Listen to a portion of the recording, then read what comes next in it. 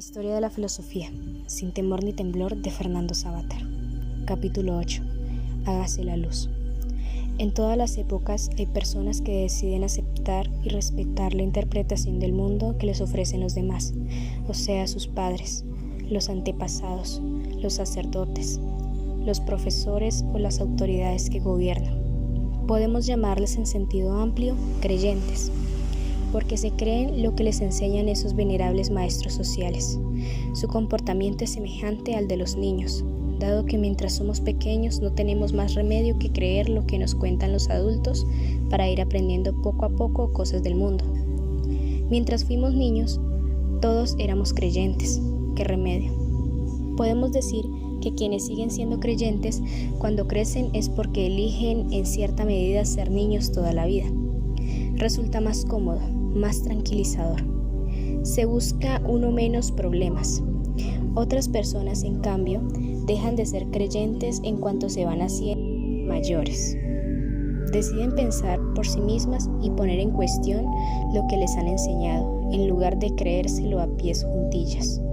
Estudian la realidad, atienden a lo que les demuestra su experiencia. Contrastan opiniones distintas y aún opuestas a lo que predicaron sus mayores, etc. Y sobre todo, se fían más de sus razonamientos que de las lecciones recibidas, por muy venerables que sean. Algunas veces, después de todo, llegan a la misma conclusión que les habían enseñado sus mayores, pero ya no la aceptan porque viene de la temida autoridad, sino porque ellos mismos han sido capaces de pensarla como verdadera. En otros muchos casos, en cambio, descubren que las viejas creencias eran falsas y que hay que sustituirlas por otras mejor fundadas, o al menos plantear dudas razonables.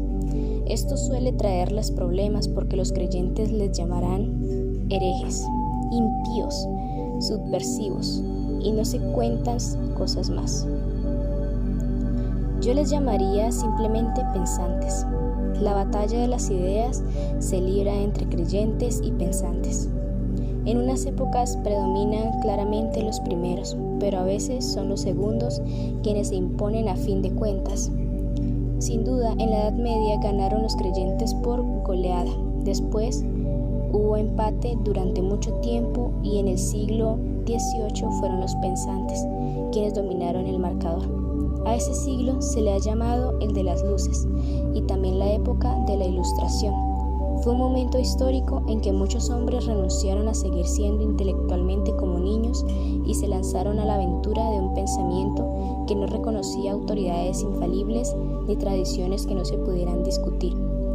Su divisa fue: deja de creer y atrévete a saber. El resultado de esa aventura y de los caminos revolucionarios de conocimientos que inauguraron en la ciencia, la política y la filosofía han configurado nuestra modernidad. La Ilustración consiste en la aplicación del análisis racional a los enigmas de la naturaleza y a los problemas de la convivencia humana. Las tradiciones dejan de tener peso en la argumentación y lo sobrenatural es visto sencillamente como una superchería o una superstición. La religión misma no resulta completamente abandonada, pero debe renunciar a sus aspectos maravillosos, milagros y demás, para reducirse a la enseñanza moral. Un avanzado de la Ilustración inglesa, John Toland, escribió un libro titulado Cristianismo no misterioso. Por supuesto, los clérigos y sus sermones no son bienvenidos en cuestiones de ciencia o política y se denuncia la intolerancia, es decir, la hostilidad y persecución contra el que piensa de forma diferente como el primer pecado social. Unos cuantos años antes, a los ilustradores los habrían quemado en la hoguera sin contemplaciones. En el siglo XVIII no padecieron una suerte tan trágica, aunque bastantes de ellos no se libraron de la cárcel o el exilio, e incluso de alguna paliza como la que le dieron a Voltaire. Sin embargo, contaron con un público incipiente que les leía y apoyaba.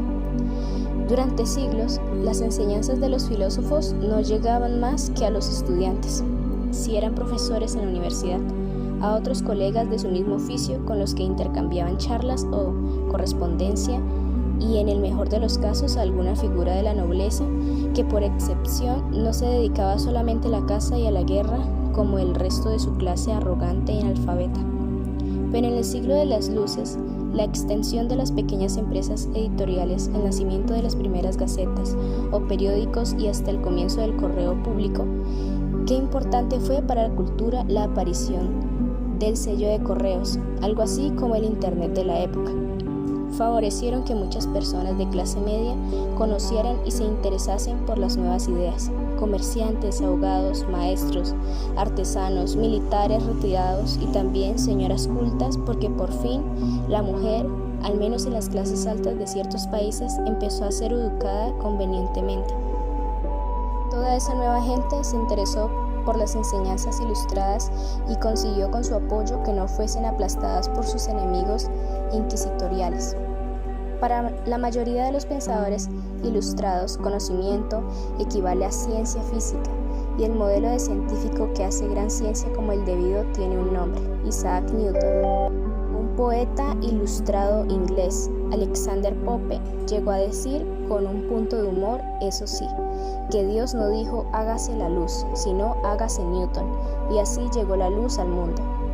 El método de Newton es en realidad una prolongación triunfal del inaugurado, con los tropiezos inquisitoriales que ya fueron señalados por Galileo Galilei.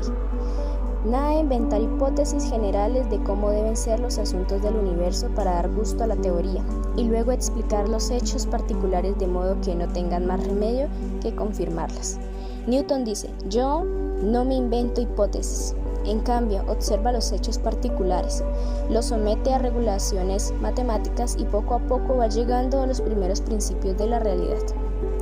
Así descubre la teoría de la gravitación universal, que bajo una sola ley física da cuenta de fenómenos tan aparentemente diversos como el movimiento de los astros, la caída de los cuerpos, las mareas, etc. Pero tampoco con ese descubrimiento pretende Newton desentrañar la esencia de los fenómenos universales, es decir, lo que son, sino que se contenta con ofrecer una descripción adecuada y suficiente de cómo funcionan. La mayoría de los ilustrados dará por sentado que este es el camino adecuado para conocer poco a poco y sin delirios metafísicos, logrando además hallazgos teóricos de enorme importancia. Lo curioso es que el propio Newton no se contentó con lo que recomendaba, porque introdujo elementos más creyentes que pensantes en su sistema y sacó a veces consecuencias teológicas de sus descubrimientos estrictamente científicos. Bueno, nadie es perfecto, ni siquiera Sir Isaac Newton. Uno de los mayores admiradores de Newton fue también el representante más conocido y combatido de todo el siglo de las luces, el francés Francois-Marie Arouet, que eligió como nom de guerre, y en su caso lo fue sin duda, el de Voltaire. Vivió muchos años y escribió aún más en los géneros más diversos: poesía, teatro, historia, filosofía, narraciones y miles de cartas, porque mantuvo correspondencia con las personalidades más diversas de su tiempo, desde príncipes hasta señoras aburridas pero ingeniosas. La biografía de Voltaire está rodeada de admiraciones rendidas y odios feroces, como era en un espíritu profundamente irónico y con gran habilidad y gracia para encontrar el lado ridículo de muchas aptitudes o creencias frecuentes en su época. Se ganó bastantes enemistades, pero también gran número de lectores entusiastas. Unos versos satíricos, atrevidos contra el regente de Francia, le valieron unos cuantos meses en la Bastilla, la prisión de París. Después se enfrentó a un noble poderoso que había ofendido a una actriz amiga suya y se ganó una soberana paliza que le propinaron los criados del rencoroso aristócrata. Entonces se escapó a Inglaterra para evitar más problemas. Este viaje cambió su vida. Encontró en Gran Bretaña una sociedad mucho más tolerante con las opiniones religiosas que la francesa. Cada inglés va al cielo por el camino que prefiere, comentó, admirado. También le pareció estupendo que los ingleses celebrasen mucho más a un sabio como Newton, que acababa de morir y cuyos funerales movilizaron a todo el país, que a teólogos o personajes de la corte. Los ingleses sometían a su rey al control del parlamento. Ya habían cortado la cabeza a uno anterior por no dejarse controlar. Cultivaban la ciencia y los conocimientos prácticos, incluso tenían un teatro mucho más emocionante y menos rígido que el francés. Aunque a Voltaire le parecía que escaseaba en buen gusto, no dudaba de que Shakespeare era un poeta dramático de primer orden y se encargó de hablar de él a los franceses que le ignoraban.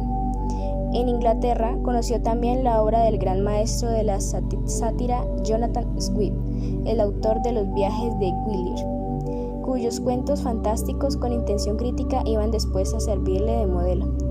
Probablemente Voltaire idealizó bastante a Inglaterra en las cartas filosóficas que escribió para contar lo que había descubierto allí, pero a través de ese modelo expresó sus propios ideales para orientar la transformación social de Francia y del resto de Europa. Francois-Marie Arouet Voltaire.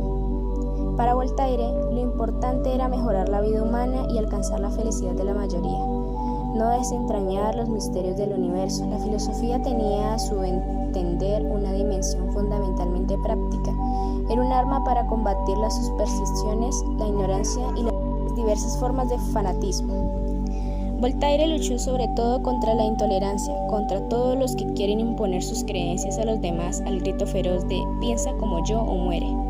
Abogó por la humanización del sistema penal y por la desaparición de la tortura y la pena de muerte, siguiendo así los pasos de otro ilustrado, el italiano Cesare Beccaria, autor de la obra de los delitos y las penas sobre la reforma de la justicia, hacia el final de su vida convertido ya en una figura de referencia en toda Europa.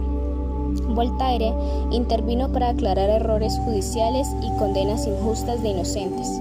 Se las arreglaba muy bien para movilizar a la opinión pública que empezaba a nacer en aquella época, por medio de panfletos anónimos que todo el mundo sabía que eran obra suya y breves parábolas llenas de malicia, a la vez eficaces y divertidas. Así, inventó la figura moderna del intelectual, cuya autoridad moral no depende del poder político o académico, sino de la influencia que ejerce sobre la sociedad a través de sus escritos.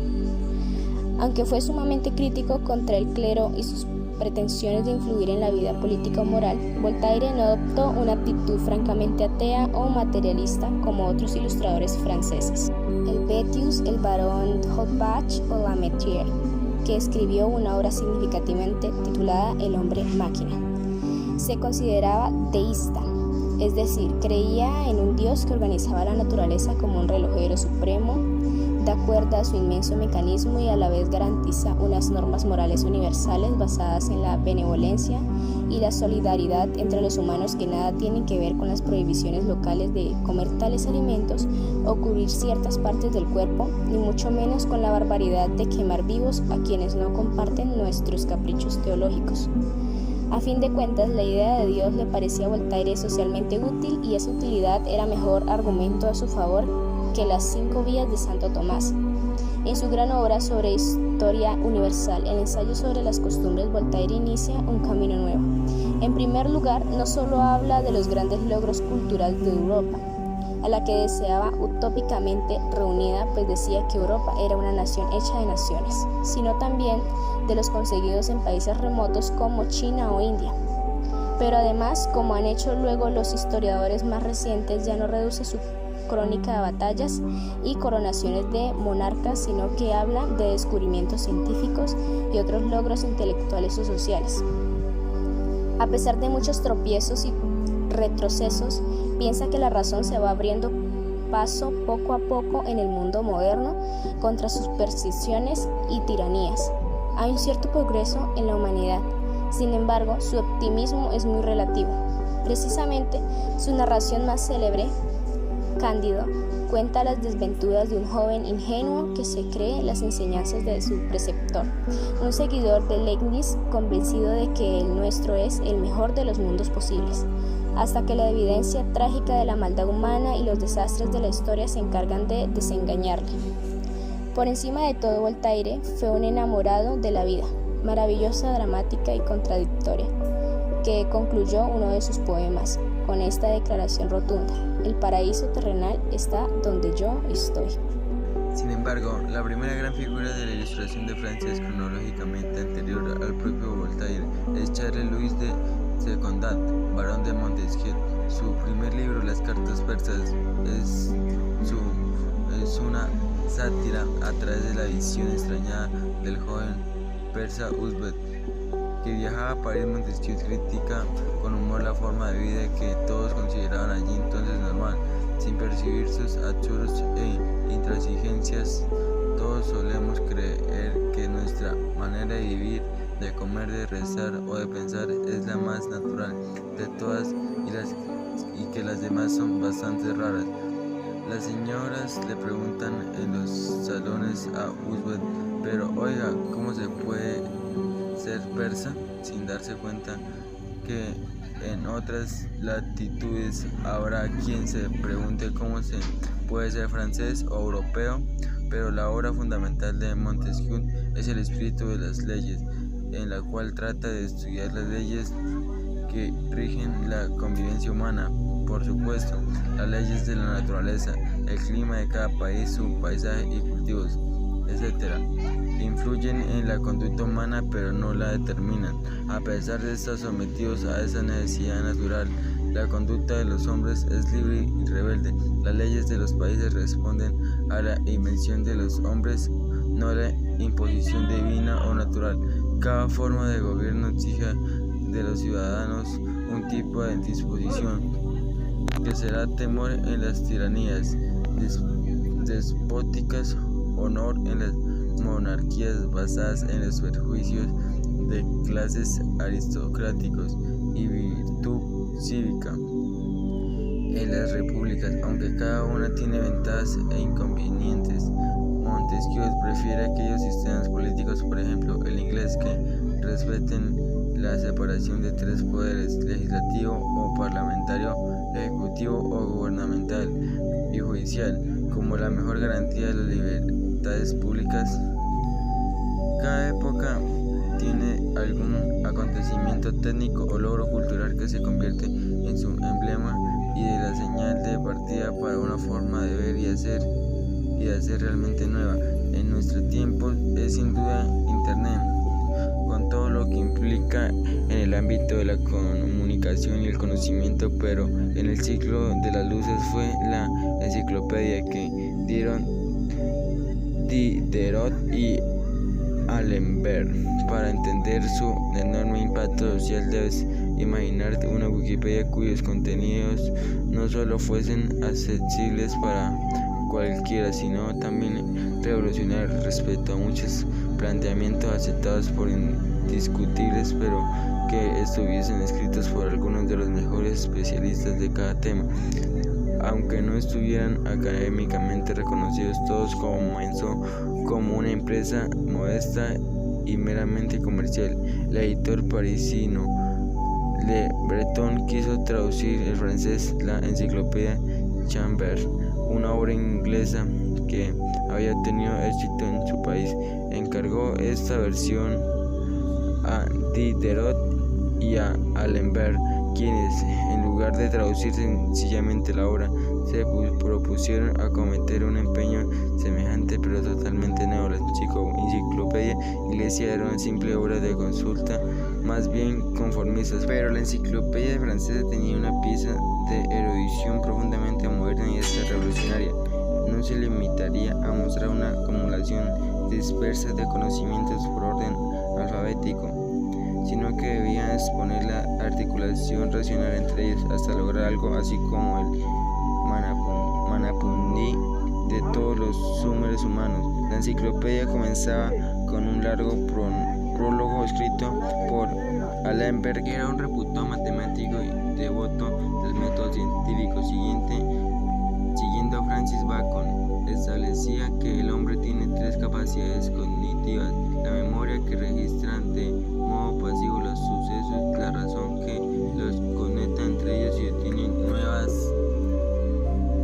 conclusiones; y la imaginación, que propone audaces combinaciones inéditas a partir de esos materiales. Cada una de esas capacidades da lugar a un área de conocimiento principal.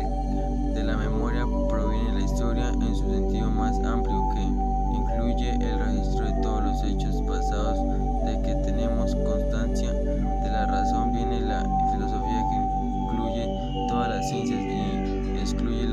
metafísica y la teología, porque carecen de bases empírica aportada por nuestros sentidos y la imaginación depende las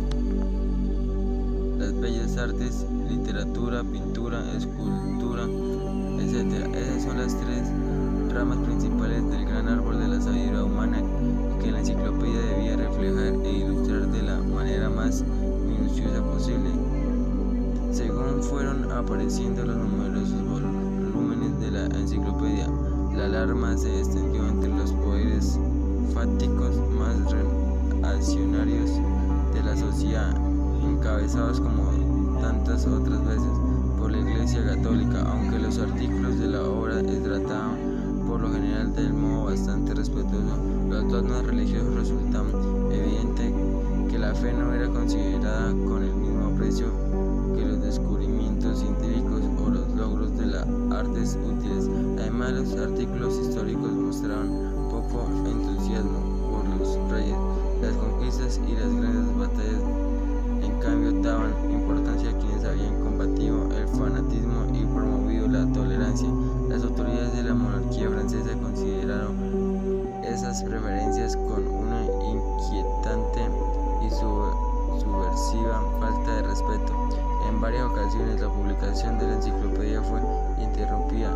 Se requisó el material preparado para componer un volumen, incluso se encarceló por algún tiempo a Diderot, pero la empresa, con retrasos y dificultades, continuó adelante. Los suscriptores que esperaban cada uno de los tomos y pagaban por adelante permanecieron fieles, de modo que Le Breton tuvo razones para seguir hasta el final. Por una vez, el interés comercial y la cultura se apoyaron mutuamente. Es verdad que muchos abandonaron el barco antes de llegar al puerto. Alembert se asustó e hizo mutis por el foro. Voltaire se aburrió de tanta interrupción y compuso su propio diccionario filosófico, más concentrado y polémico, y muchos otros se retiraron para evitarse problemas o sinsabores. La verdad es que la enciclopedia acabó por realizarse gracias a Denis Diderot, quien no solo la dirigió hasta el final, sino que escribió numerosos artículos, organizó el material de cada volumen, burló la censura fingiendo acatar sus prohibiciones y hasta soportó pasar una temporadita en prisión por su causa. Por además, Diderot tuvo tiempo para escribir novelas, obras teatrales, diálogos filosóficos y ensayos sobre la naturaleza, el teatro, el arte, la psicología y la moral. Intelectualmente representa un raro mestizaje, porque fue a la vez escéptico y entusiasta. Estaba fascinado por las constantes transformaciones que se dan en el universo, desde los átomos a las estrellas, y se burló de quienes creen que todos permanecen siempre igual, porque les da vértigo el perpetuo movimiento, que todo lo cambia. Cuando el viajero Boussaint-Villet regresó a los mares del sur y contó cómo vivían allí los llamados salvajes, aparentemente sin leyes morales o religiosas, él escribió una obra fantástica en la que imaginaba una isla semejante en la que todo el mundo era espontáneamente feliz gracias a la libertad de costumbres. Es sin duda posible discretar una de muchas ideas de Diderot, pero es difícil no admitir su tensión combativa o dejar de sentir simpatía por su humanismo apasionado y sensual. Podríamos creer que el pensamiento ilustrado en Francia no hace más que repetir las mismas ideas: razón, ciencia, progreso, escepticismo, tolerancia, etc. Pero resulta que hay un caso discrepante y muy importante, porque criticó la ilustración con armas ilustradas y a la larga vino a ser más influyente en los pensadores venideros que ninguno de sus contemporáneos. Jean-Jacques Rousseau nació en Ginebra, pero vagabundeó por diversas ciudades europeas y vivió en París, donde se hizo amigo de Diderot. Colaboró en la enciclopedia con artículos sobre música, una de sus grandes aficiones que lo llevó a componer una ópera. Hay que admitir que ser amigo de Rousseau no era cosa fácil. La mayoría duraba poco en el puesto y Diderot no fue una excepción, pero precisamente cuando aún se mantenía esa amistad, cierto día que se dirigía a la prisión para visitar a un Diderot encarcelado por culpa de los inquisidores contrarios de la enciclopedia, hizo Rousseau el hallazgo que había de inspirar lo mejor de su pensamiento. En una gaceta o periódico leyó la convocatoria de un concurso de trabajo sobre este tema. ¿Han mejorado las ciencias y las artes las costumbres de los hombres?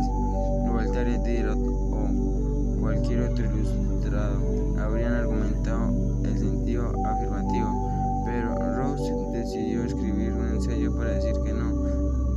En su escrito, que por cierto ganó el primer premio, Rousseau no negaba de los conocimientos que sacan al hombre de su ignorancia primitiva pueden apoyar mayor bienestar y entretenimiento a la vida cotidiana, pero subraya que también arrastran consecuencias perjudiciales contra los optimistas.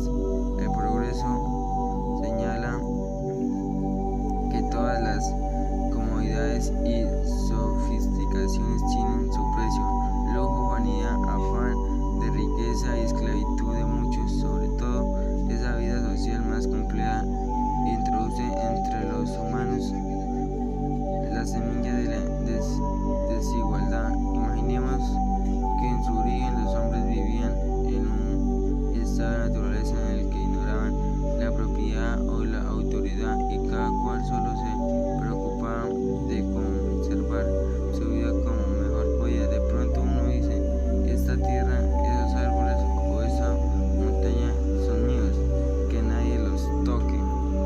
Aparece la propiedad privada y luego el poder, los jueces, los policías, etc. Ya hemos caído en la trampa. El inocente salvajismo primordial se ha pervertido en culpabilidad y conflicto social. Jean-Jacques Rousseau. Por supuesto, Rousseau no cree posible volver al estado de naturaleza primitivo ni aconseja reconvertirnos otra vez en buenos salvajes. Incluso advierte que tales santos espontáneos quizás no existieron nunca.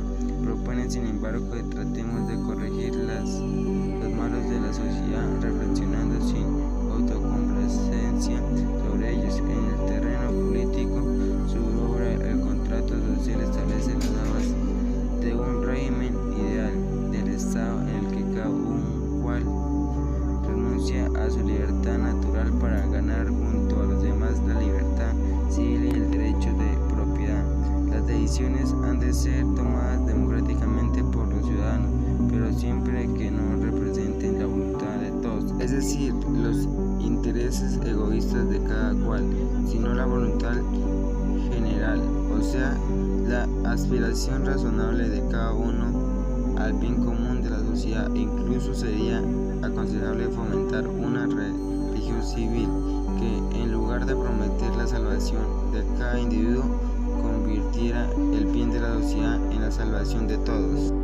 También en el terreno educativo es necesaria una reforma a fondo. En su ficción filosófica, Emilio, quizás el libro de educación más influyente que nunca se ha escrito, cuenta la formación de un niño cuya bondad natural no es contrariada por imposiciones artificiales, sino fomentada y aprovechada para convertirle en socialmente útil, logrando que su espontáneo amor a sí mismo acabe por transformarse en amor al prójimo. Resulta curioso que, a pesar de su interés teórico por la educación, el filósofo prefiere practicarla lo menos posible a sus propios hijos. Los entregó nada más a nacer a un orfanato. En obra de Rousseau se combina el uso ilustrado por la razón con cierta desconfianza hacia ella también racionalista y un reconocimiento en la importancia del instinto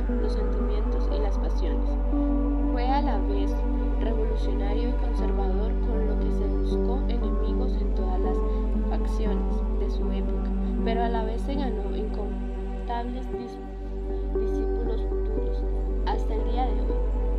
Desde luego, la Ilustración no fue solamente un asunto francés, también tuvo representantes en los países anglosajones. Uno de los primeros fue irlandés George Beckenley, que se dedicó al oficio, no demasiado frecuente entre filósofos de obispos. Solo recuerdo también que ese gremio a San Agustín, además de ser teólogo, así como teórico de las matemáticas y de las economías políticas, sobre todo, un estupendo e ingenioso escritor, como demuestran sus diálogos entre Hylas y Filonus. A Beckenley le interesa más la defensa de las creencias religiosas que la filosofía pura y dura. Como un buen anglosajón, es espirista en la línea maestro de Hockey, pero su habilidad consiste en utilizar el empirismo a favor de la religión y no contra ella. La mayoría de quienes sostienen que todo nuestro conocimiento viene de los sentidos acaban defendiendo posturas materialistas, pero Beckenley les acusa de inconsecuencias porque señala que precisamente la materia es algo que ningún sentido revela. Supongamos que contemplo una manzana, mis sentidos me aportan colores, forma, dureza al tacto, aroma, sabor, pero nunca nada más preciso a una cosa material que subyace y provoca este cúmulo de impresiones. Si hay que ser empiristas, seámoslo hasta el final. Solo existe lo que yo, es decir, mi espíritu, mi alma, percibo y puedo estar seguro de su existencia nada más que mientras lo percibo. ¿Quién me dice a mí que la manzana sigue existiendo cuando yo me voltee de espaldas y ni la veo, ni la toco, ni la huelo, ni que existo yo, el alma que siente y piensa? Es indudable y ya lo dijo Descartes. Lo que en cambio es inverticable experimentalmente es la famosa materia. Entonces, ¿debo creer que todas las cosas desaparecen cuando mis sentidos no las perciben? Pues deberíamos suponerlo, salvo que Dios exista, porque Dios todo lo percibe constantemente, las estrellas más lejanas y el fondo del mar, las manzanas a las que les da la espalda, y mi hijo, quien dejó el colegio y al no volveré a percibir hasta dentro de varias horas. Gracias a él que todo lo percibe sin cesar, el universo y su inmensa población nunca dejarán de existir, de modo que el empirismo radica en un argumento a favor del alma y de Dios de la materia.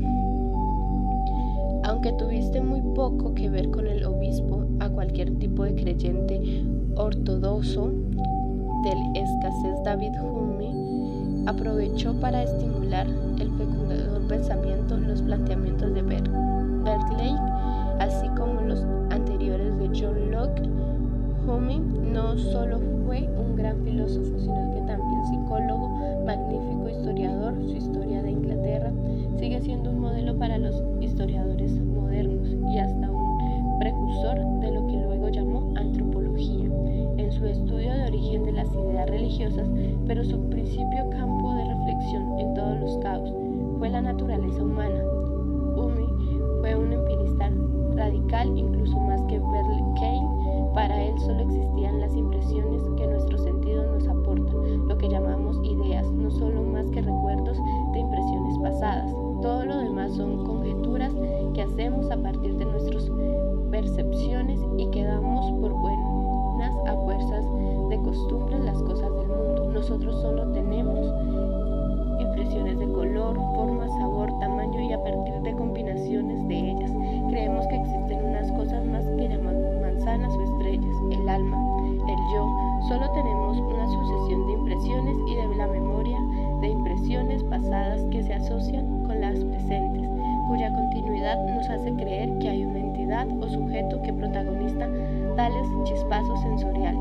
Las leyes de la naturaleza, como la casualidad, son simples hábitos o rutinas que tomamos por vínculos objetivos, o sea que como estamos acostumbrados a ver que el trueno sigue al relámpago, decimos que en la causa de aquel Hume es un escéptico decidido, es decir, que duda seriamente podamos conocer con certeza objetiva, puesto que todas nuestras impresiones son subjetivas, pero también duda del escepticismo mismo, o que sea que está, convencido de que cuando dejemos de filosofar, manía que suele durarnos poco, volveremos a creer que existen cosas como tales o cuales atributos en la realidad externa, que tenemos alma y que las causas son algo firme y seguro, tales como Dios, la religión. Hume supone que el origen de la religión es el politeísmo, es decir, una serie de entidades fantásticas, buenas o malas, favorables o desfavorables, que los hombres que inventan para explicar aquellos fenómenos de la naturaleza que les perjudican o les resultan beneficiosos. Como nuestra vida está llena de incertidumbre y nunca sabemos si podemos conseguir lo que apetecemos, nos inventamos unos interlocutores mágicos a los que rogar pidiéndoles suerte y ayuda. Tampoco el Dios providencial de los cristianos o el Dios relojero organizador de la naturaleza de los deístas. Como Voltaire, le merecemos mayor aprecio con sus diálogos sobre la religión natural, que fue publicado postuladamente para evitar problemas con los inquisidores. Desmonta con razones contundentes todas supuestas pruebas cosmológicas o morales a favor de la existencia de estos grandes espíritus, definitivamente inverificables en el tema moral. Alivia la ética de regidores puritarios, sacrificios y amenazas. Para él no hay otra forma de conducta que el bienestar humano, lo que nos resulta agradable, placentero y útil. Es lo bueno, lo que nos hace sufrir y nos impone predecidios es malo, pero no se trata de la búsqueda de la bienestar meramente egoísta, porque existen en cada uno de nosotros, por lo menos en los mejores momentos, un sentimiento espontáneo de simpatía y benevolencia hacia nuestros semejantes, de modo que procurar hacer más grata la vida de los demás aumenta la satisfacción que sentimos. En cuanto a la virtud social por excelencia, la justicia consiste en pretender lo mejor para la organización social de la que formamos parte y sin cuya cooperación nos sería difícil o imposible la existencia. Algunas virtudes, dice Hume, son naturales, como el amor a los hijos o la piedad por los desdichados. Otras, en cambio, provienen de la necesidad de mantener el vínculo social, como la fidelidad al cumplimiento de las promesas o obediencias de la autoridad. En todos los casos, lo que buscamos con lo moral es disfrutar mejor las posibilidades personales y sociales de nuestra vida y nada más. Pero sin duda, el filósofo más importante del siglo de las luces no fue francés ni anglosajón, sino alemán. Se llamó Immanuel Kant y vivió toda su vida y murió en la ciudad prusiana de Königsberg, que hoy forma parte de Rusia. Quienes suponen que para adquirir conocimiento y ampliar nuestra visión del mundo es imprescindible viajar, tropiezan en Kant con un argumento contra la teoría. Sin dar nunca un paso fuera de su ciudad natal, llegó a ser solo uno de los hombres más cultos y sabios de su época, sino también uno de los 3 o 4 pensadores más grandes de la historia del Occidente. Desde luego, la vida carece de acontecimientos y peripecias notables. Una revista del corazón o de la novela de aventuras podrían sacar poco partido de él. Fue protagonista, sin embargo, de grandes y revolucionarios sucesos, pero todos ocurrieron en el silencio de su despacho mientras pensaba y escribía. Se ganó la vida como un cuaternario de filosofía inaugurado de la saga moderna de pensadores, profesores, que hoy en la mayoría su puntualidad era legendaria. Todos los días daba su paseo higiénico y se dice que los habitantes de Königsberg prodigían sus rejones de hora de verte pasar, ni un minuto antes ni un minuto después de cuanto solía. Sin embargo, no fue un tipo hosco y aburrido, sino que conversación, mente y mucho sentido del humor. Al final de su vida se fue apoderando de él la demencia senil, lo que ahora llamamos enfermedad de Alzheimer. Como iba perdiendo la memoria, anotaba en su dietario los temas de conversación que ya había tenido con sus amigos para no repetirse. También empezó a tener pesadillas nocturnas a causa de sus trastornos cerebrales. Una de las últimas anotaciones se refiere probablemente en ellas. No entregaron por los pánicos de los tiemblas.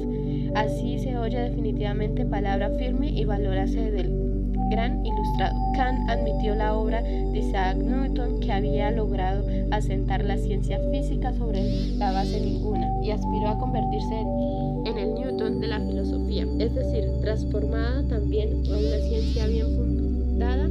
¿Es posible tal cosa? Dado que el instrumento de la filosofía es indudable, la razón, será necesario hacer el uso crítico de ella y convertirla en un juez a sí misma, a su método y de sus posibilidades. El gran tema de la filosofía es el ser humano sujeto a la razón y también objeto de... Para Kant, ese tema humano abarca 3 grandes preguntas insoslayables. Primera, ¿qué puedo saber? Segunda, ¿qué debo hacer? Y tercera, ¿qué puedo esperar? Del grado de certeza con que podamos responder a esas cuestiones dependerá el destino como saber científico de la filosofía. A la primera de ellas, la que trata del conocimiento, responde Kant con la Crítica de la razón pura, su obra más célebre e influyente, escrita cuando contaba ya 57 años, la edad en la que otros comienzan a pensar en su jubilación. En el tema del conocimiento humano se han enfrentado a lo largo de los siglos filósofos racionalistas, como Descartes, que considera nuestro entendimiento como la fuente principal del saber, y otros empiristas, como Locke o Hume, que aseguran que todo lo que sabemos nos llega por la vía de los sentidos. Ninguna de las perspectivas convence a Kant, aunque piensa que ambas tienen parte de razón. En el conocimiento humano se da una materia y una forma. La materia la aportan los sentidos con su experiencia, pero la forma la pone el entendimiento con su capacidad de organizar los datos sensoriales. Sin la materia que nos aporta los sentidos, nuestro entendimiento permanece vacío. Pero sin el orden aportado por el entendimiento, los datos sensoriales son un caos ciego e informe. Es algo parecido a cuando los niños hacen flanes de arena en la playa utilizando un cubo como molde. Si el cubo no se llena de arena, no puede haber flan, pero tampoco le habrá si la arena no se somete a la forma que le da el cubo. De modo que lo que podemos conocer es una combinación entre lo que nuestros sentidos perciben de las cosas y la forma que nuestro entendimiento proporciona a esos datos. El resultado es lo que Kant llama fenómenos, que no son ni las cosas en sí mismas. Nosotros todo lo conocemos de acuerdo con las categorías o capacidades de nuestro entendimiento. Quizá otros seres con entendimiento distinto y sentidos diferentes las conozcan de otro modo. Ni tampoco un invento de nuestra razón pura y desligada de la experiencia. Pero sucede que la razón no se resigna a limitarse a trabajar con datos sensoriales y quiere ir más allá. Las grandes ideas metafísicas, es decir, el alma, el mundo como totalidad universal y Dios, son aspiraciones ambiciosas de la razón a volar más lejos de lo que la experiencia concreta aporta. Es una ambición muy humana, pero que fracasa en un cúmulo de contradicciones insuperables, algo semejante a una paloma que, al volar, nota la resistencia que el aire le ofrece y puede suponer que sin aire, en el vacío, volaría mejor y más alto, ignorando que ese aire que se le resiste es también lo que la sostiene en su vuelo. La siguiente gran pregunta: ¿qué debo hacer? Los seres humanos somos activos y constantemente debemos tomar decisiones para hacer esto o lo otro. En la mayoría de los casos, son las circunstancias las que nos imponen el camino que debemos seguir. La necesidad de comida o cobijo, el instinto de conversación, el afán de recompensas o el miedo a los castigos. la simpatía o antipatía que sentimos por los demás, etc. Así, nuestro comportamiento es heterónomo, o sea, que sigue una norma ajena que nos llega desde afuera, como si alguien o algo nos dice una orden que obedecemos. Para Kant, esa forma de actuar puede ser prudente o justificada, pero no es propiamente moral. El verdadero comportamiento moral tiene que ser autónomo, es decir, que brote de una ley que nada me impone y que yo acepto como fruto de mi propia libertad de ser racional. Esa norma autónoma tiene que expresar lo mejor de mi voluntad, no mi apetito, ni mi ambición, ni mi miedo a los castigos. Será un imperativo, o sea, una orden que yo me doy a mí mismo por simple respeto a lo mejor que hay en mí. No estará condicionada a conseguir esto o aquello, sino que será un imperativo categórico, que busca lo bueno de modo absoluto y nada más. Immanuel Kant, como saber que este imperativo proviene verdaderamente de la buena voluntad y no de algún interés menos elevado. Cuando yo hago algo que me beneficia a mí pero no a otros, es como si dictase una ley que vale solo para mí, aunque no para los demás. El que miente es como si pensara, está bien que yo mienta cuando me conviene, pero quiero que los demás me digan la verdad. Pero si a todo el mundo le da por mentir, ya no sacaré ventaja de mis propias mentiras. Y el que roba piensa, está bien que yo robe lo que quiera, pero no que me roben los demás a mí, porque si no será imposible disfrutar lo que he robado, etc. Pero cuando hago algo realmente bueno es como si dijese, quiero que todo el mundo actúe como yo, es decir, como un ser humano racional que respeta a sus semejantes y no los utiliza como herramientas o simples marionetas. De este modo, no me comportaré por capricho o buscando provecho, sino porque debo respetar la humanidad en mí y en todos los demás. Y por último, ¿qué puedo esperar? Aquí la respuesta de Kant tiene dos vertientes, una histórico, política y la otra religiosa. Como espíritu realmente ilustrado, hoy diríamos progresista. Es un decidido universalista, es decir, que cree en la importancia primordial de todos los seres humanos y su autonomía por encima de países, razas, estados, clases sociales, etc. A pesar de sus hábitos aparentemente nada levantiscos, Kant simpatizó con la Revolución Francesa y condenó enérgicamente los abusos del colonialismo europeo. Sin embargo, en cuestiones políticas podía ser idealista, aunque no meramente ingenuo.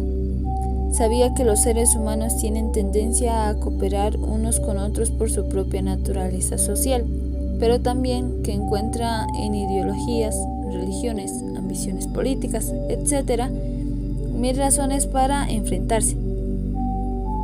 Padecemos una insociable sociabilidad y las comunidades humanas se mueven entre guerras que las arruinan y la cooperación comercial que las hace prósperas.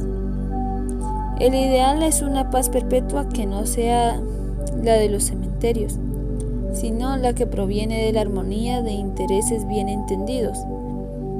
Para obtenerla, los países deberán dotarse de constituciones republicanas. Los monarcas declaran guerras, pero no así los pueblos.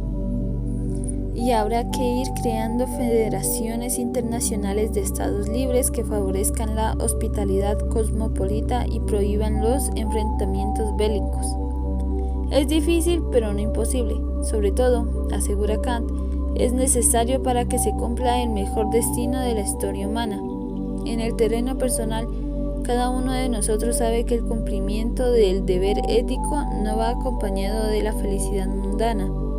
De hecho, la verdadera moral no actúa nunca loca en espera de premios de ningún tipo, pero el hombre puede preguntarse por el sentido del deber moral, pero no nos hace felices sino dignos de la felicidad.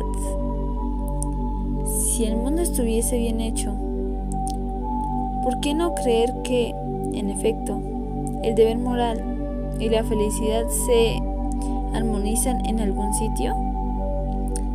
No, en este mundo, desde luego, pero quizá en el más allá, si Dios existe y nuestra alma es inmortal, nada podemos conocer de eso, porque supera y trasciende cuanto nuestros sentidos aportan a nuestro entendimiento. Por tanto, es inadmisible cualquier fanatismo religioso o la pretensión de imponer creencias a los demás por la fuerza. No digamos ya torturarles o asesinarles en nombre de la fe, pero la esperanza no puede ser descartada. Kant, finalmente, se esfuerza por reconciliar su racionalismo pensante y su fe de creyente. Pero no todos los ilustrados alemanes fueron tan doctorales como Kant, ni recibieron obras monumentales como las suyas. Hubo espíritus literariamente más ligeros, aunque no menos profundos. Por ejemplo, Georg Christoph Lichtenberg, que fue discípulo de Kant, distinguido científico, aficionado a la filosofía, el teatro y las mujeres, por lo que se ganó cierta fama de libertino. La obra filosófica de Lichtenberg está formada por aforismos, es decir, pensamientos expresados de manera breve y concentrada, casi siempre con mucho humor. A veces resume en pocas palabras la esencia misma de la ilustración. Todo el mal de este mundo se lo debemos al respeto, a menudo exagerado. Pero las antiguas leyes, las antiguas costumbres y la antigua religión, en el mundo se puede vivir muy bien diciendo profecías, mas no diciendo verdades. En otras ocasiones ataca con sutileza las actitudes puritanas que recomienda renunciar a los placeres. La moderación presupone el goce, la abstinencia, no de ahí que haya más partidarios de esta que de aquella. O también, entre las líneas más sagradas de Shakespeare, me encantaría que alguna vez apareciera un rojo a aquellas que debemos a una copa de vino bebida en un momento de felicidad. París, 1700 y pico. Alba y Nemo están sentados en un café después de acabar una partida de ajedrez. Nemo, ¿sabes lo que más me gusta de esos ilustrados? Que no eran profesores.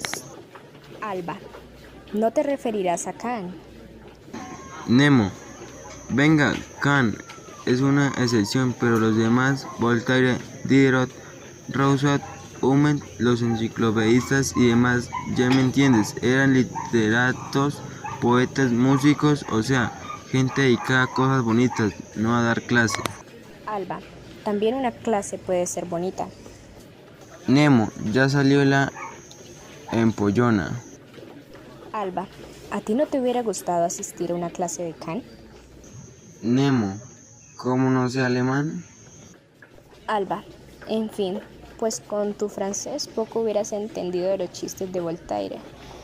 No, en serio, creo que en parte tienes razón. Nemo, me das la razón. Ay, que me desmayo. He dicho que tienes solo parte de razón. No te hagas ilusiones. Nemo, ya me parecía a mí. Alba, mira, lo importante no es que todos esos ilustradores no fueran profesores ni diesen clases. Lo que de veras cuenta es que quienes se interesaban por sus ideas no eran alumnos suyos. Nemo, ¿y no viene a hacer lo mismo? Alba, sí, pero no. Nemo, qué bien te explicas. Alba, quiero decir que el público que les leía les escuchaba y hasta les defendía cuando se les atacaba. Estaba formado por voluntarios. No lo hacían por obligación para aprobar curso o sacar nota, sino porque les daba la gana, porque les gustaba. Nemo, ¿ves? ¿Por qué expresaban cosas bonitas de manera artísticas? Alba, probablemente, pero sobre todo porque la gente se daba cuenta de que aquello tenía mucho que ver con sus vidas, y no solo con los estudios. Nemo, ¿eran más libres que en otras épocas? Alba, yo creo que empezaban a sentirse más libres y querían aprender cosas que les ayudasen a liberarse del todo. Sobre todo estoy segura de que las mujeres... Nemo, claro, las mujeres. Alba, pues sí, las mujeres. ¿Acaso no te extraña que hasta ahora no haya aparecido en esta historia ninguna mujer? No me irás a decir que pensamos menos que los hombres. Nemo, bueno...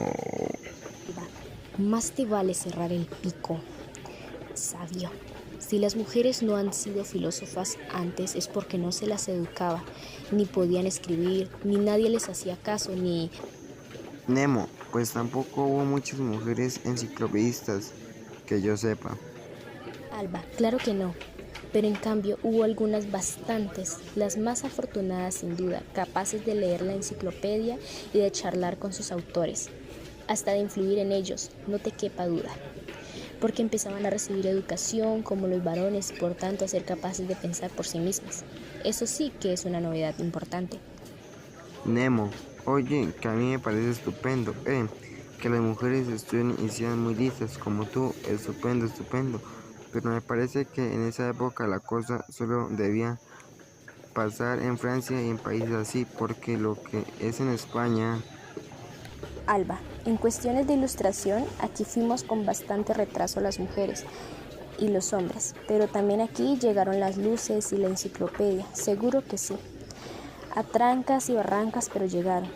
Si no, a ver, ¿de dónde salimos tú y yo?